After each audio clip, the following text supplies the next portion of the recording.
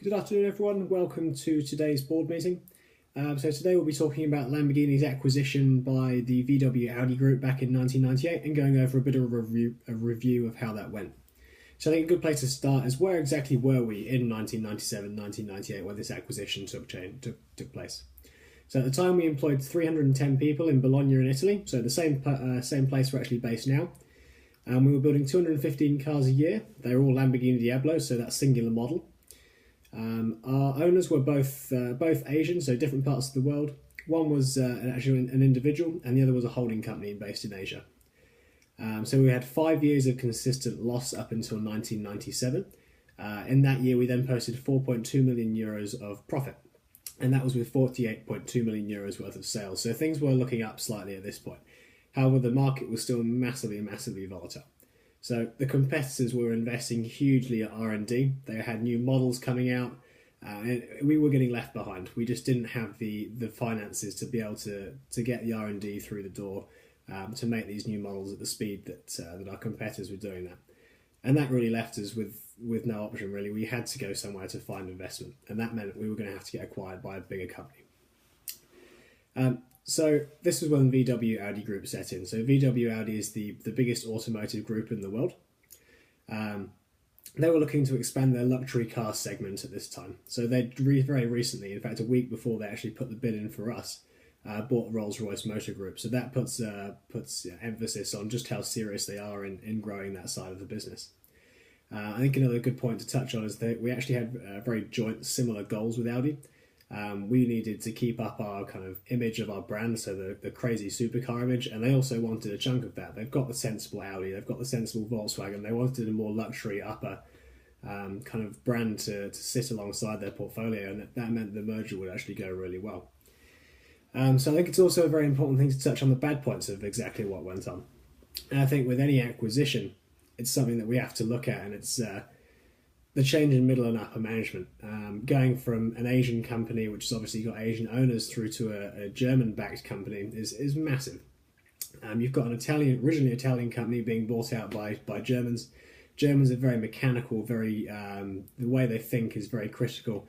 And it's not the same way in Asia, it's not the same way in Italy. So I think it's a difficult cultural shock to go through that change. But also, in any acquisition, there's also going to be changes in middle management anyway. If you've got two companies coming together, there's bound to be a few people losing their jobs. And unfortunately, that did happen in this case. Not on a mass scale, but there were certainly very key players in our directors and our board of trustees that did leave purely on the fact that they didn't believe that the way forward was going with VW Audi. So unfortunately, we did lose those integral key players. But on to the good things. So I think Audi and VW and us have got massive joint goals and joint success, really. We needed someone to pay for our new model. That's how we were going to move forward, and that's how they were going to help us. So they'd invest in us. They essentially paid for the development for our new car, the Lamborghini Galardo. With that, also gave us access to their engines. So there's actually an Audi-based engine in our new model. So that meant there was no R&D cost involved in creating the engine for that car. So it made it a lot cheaper, and obviously financially that made it much more profitable for us, and in turn made it profitable for them as well. They wanted to get their image, and they wanted to share the profits. And I think at the end of the day, that's something that both parties wanted anyway. And from a point of view from us, we've all succeeded here. So the Galardo is a really good example of that kind of acquisition, the two companies working together. So Lamborghini designed the look of the car, the flair, the passion. Audi then took on the more critical points of the car, like the actual reliability of things, the engine. The overall design of the suspension, things like this. And that worked really well. We actually kept that model in the line for 10 years. 10 years is a long life for a production car.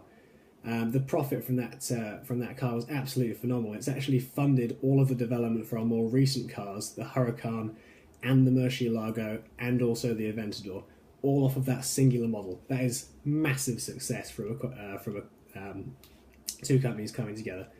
In fact, just recently, back in 2013, we've just released our new Huracan. Again, we've defined the Huracan as the slightly more sensible car, and the Aventador is the more nuts car. Then we've done the Aventador ourselves. Audi's had much more say in the Huracan, so we've split up our models a little bit more. But again, it's just showing the relationship that Audi have and VW have, and that Lamborghini have come together to create, in essence, a brilliant partnership. And I really do hope that and would suggest that it carries on going for a long time. I think it's worked very well for both parties. It's been very, very profitable. And I think overall the image of both companies has really risen. So I wish them all the best with that.